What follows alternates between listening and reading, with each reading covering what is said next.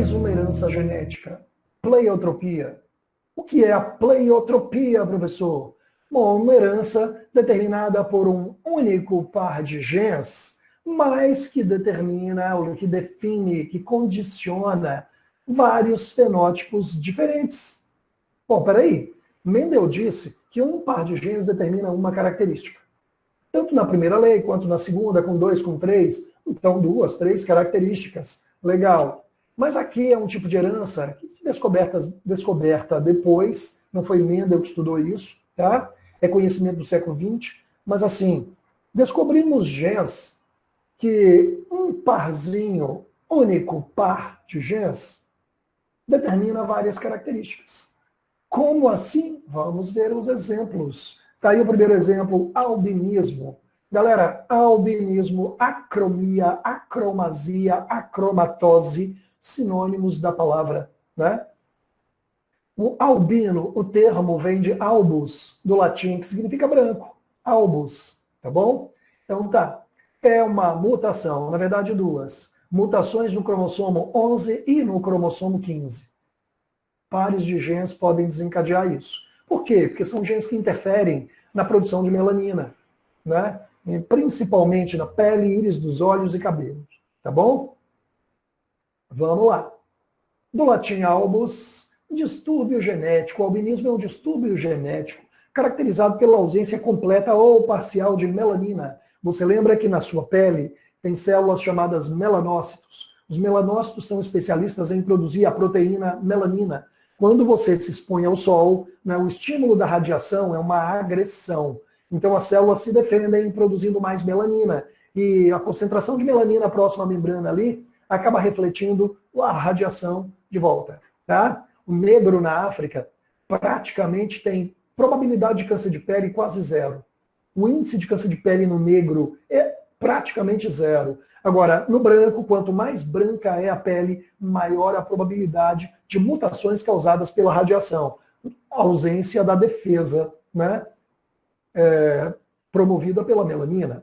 Tá? Agora, vamos lá. Melanina na pele, nos cabelos, nas íris dos olhos. Mas olha, aqui está a pleiotropia, gente. Um par de genes recessivos, ausência de melanina na pele, nos cabelos, nas íris dos olhos, uma formação do cristalino, uma lente que a gente tem natural dentro do globo ocular, que direciona os raios solares, os raios luminosos para cima da retina, né? Podem ocorrer alterações neurológicas, de QI, inclusive, distúrbios da enzima tirosinase. Tá, peraí. A ausência da melanina é por conta de uma enzima mal formada, um gene mutante que não produz a enzima correta, né, a tirosinase, e não se transforma o aminoácido tirosina em melanina. Tá? Então, a ausência causa vários efeitos. Gente, isso é pleiotropia. Um par de genes determinando várias alterações fenotípicas. Tá bom? Tá aqui, ó. Falta melanina no cabelo, na pele, nos olhos, má formação de cristalino, alteração de QI. Portanto, isso é pleiotropia. Eu detalhei um pouco mais o albinismo. Olha só, a gente vê albinos por aí, já vi muitos, né, aluno inclusive, que você tem a criança, a pessoa de cabelos quase branquinhos, não chega a ser branco não, porque o fio de cabelo não é só melanina, tem a queratina também, né, que é parda. Então aqui, o cabelo fica assim um amarelo muito clarinho, né, quase branco. Os olhos, o coelhinho branco, albino, o albinismo completo aqui, ó, de olhos vermelhos. E a gente encontra albinos por aí, humanos, e de olhos azuis claros. Você falou, mas esse aí não esse aqui é um albinismo completo, olha só. Cabelo, pele e íris dos olhos. Olha a tonalidade dos olhos da criança. Por que isso? A ausência completa de melanina. A luz do sol bate e há um reflexo da circulação sanguínea, os milhares de microcapilares sanguíneos que existem dentro da íris, do globo ocular. Tá? Reflexo da cor do sangue.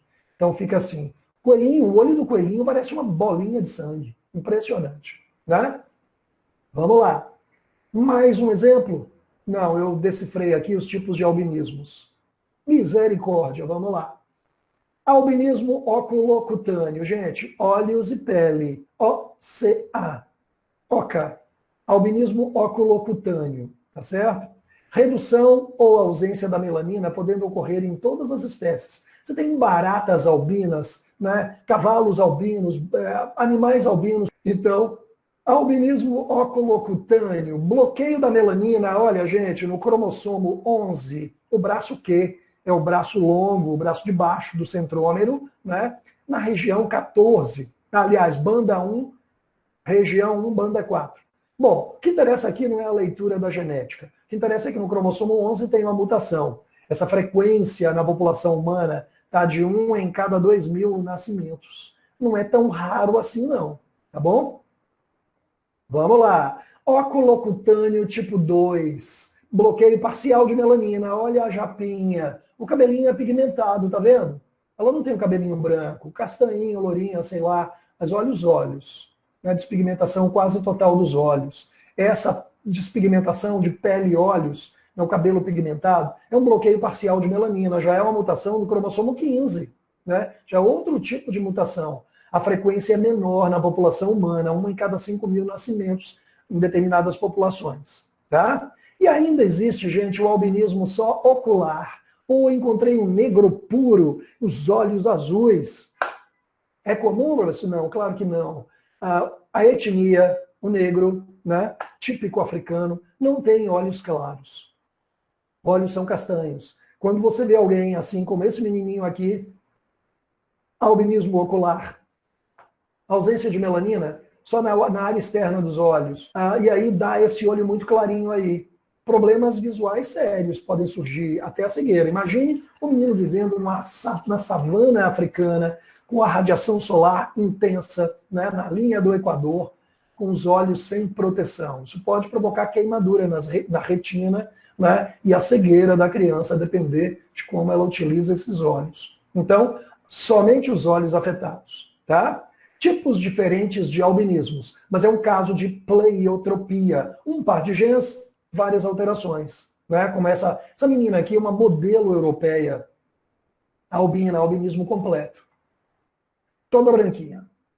Vamos adiante, gente. Outro exemplo de pleiotropia. Genes pleiotrópicos. São pares de genes que determinam várias características. Aqui não tem muita ilustração, não, mas é o seguinte. A anemia falciforme, também conhecida como ciclemia, que você já conhece de estudos anteriores.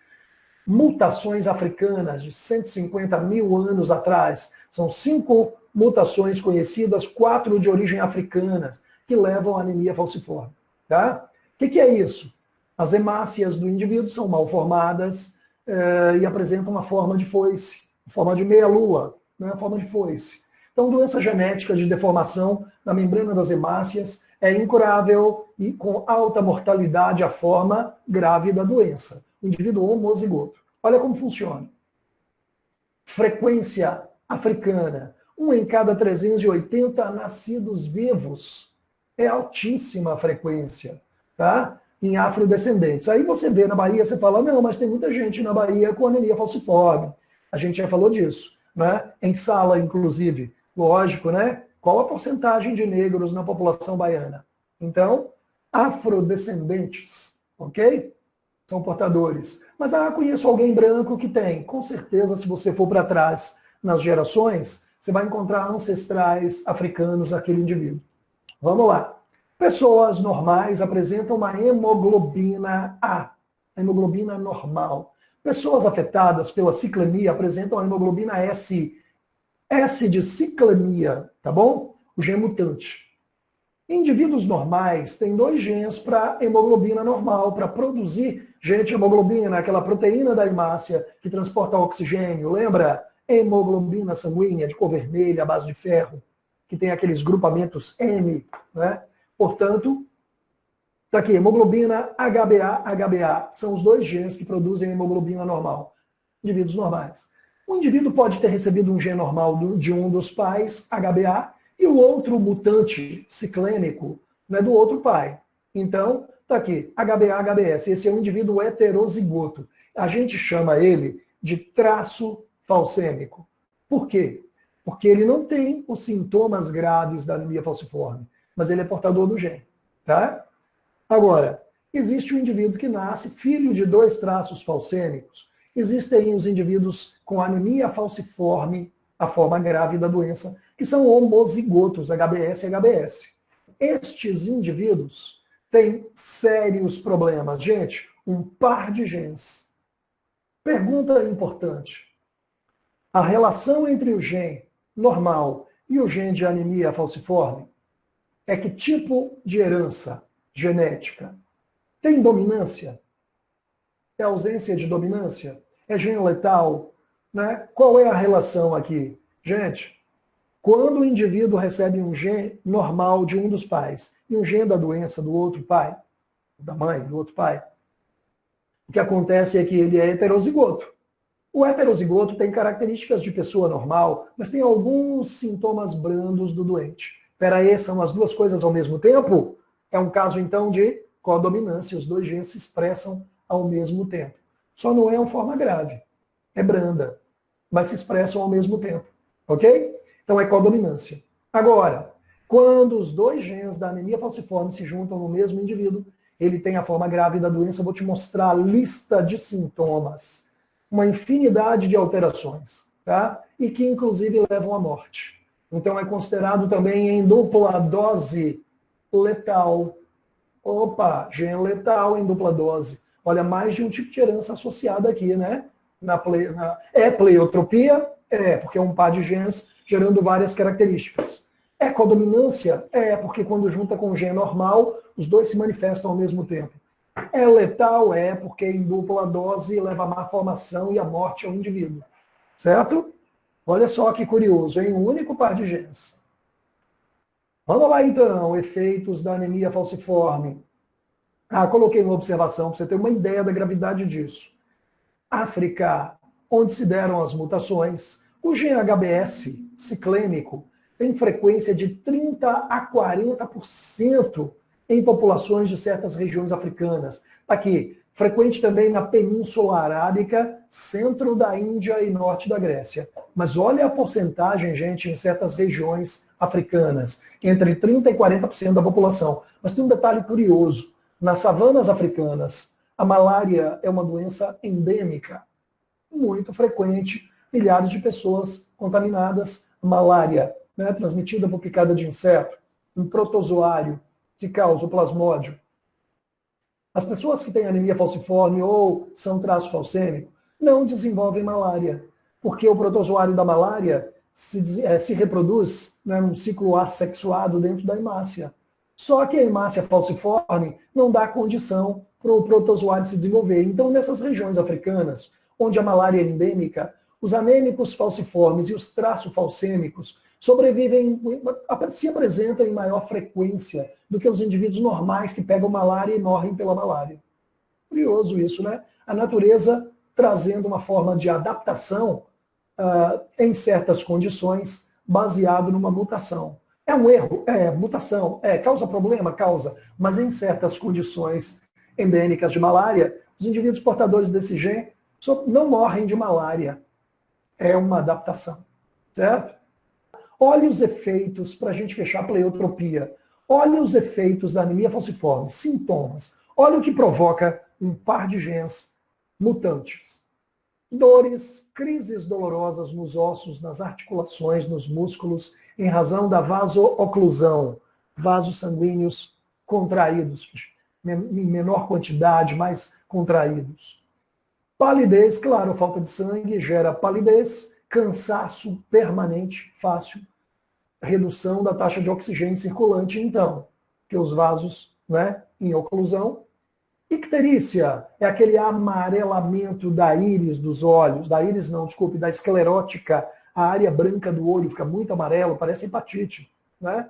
Icterícia, cor amarelada mais visível na esclera ou esclerótica, área branca dos olhos, coloquei aqui, por causa do excesso de bilirrubina no sangue. A bilirrubina é um pigmento que entra na composição da bilis, o fígado, né? Que o fígado produz e lança no intestino. Mas é uma substância gerada a partir da ruptura de hemácias. Como muitas hemácias são lesionadas, acabam tendo problemas, a quantidade de bilirrubina circulante no sangue sobe muito.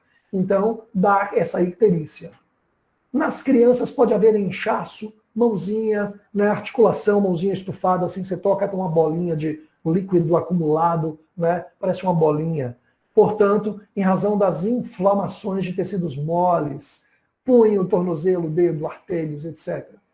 Sequestro esplênico, o baço passa a não funcionar direito, palidez intensa, aumento, crescimento do baço, né, esplenomegalia, crescimento do baço, sensação de desmaio por causa da falta de oxigenação cerebral, né, retenção de grande volume de sangue no baço e incha o baço. Retardo do crescimento, maturação sexual, claro, né, num quadro desse, o indivíduo não podia funcionar normalmente. Infecções, interferência na produção hormonal, úlceras, aqui a esclera amarela, olha as hemácias deformadas, olha a mãozinha da criança muito inchada, né, e um cansaço permanente. Ah, se ela deitar e dormir, ela acorda bem? O cansaço não passa. Gente, falta de circulação, né, dificuldade circulatória. Então, isso tem como consequências dificuldades respiratórias, tem como consequência problemas articulares, muitas dores, e aí é grave a doença. Em dupla dose, ou seja, em homozigose, leva à morte. Daí a pleiotropia. 2 exemplos clássicos na espécie humana de pleiotropia. Um par de genes, um par, várias características. Olha a lista. Beleza? Fechamos então a pleiotropia.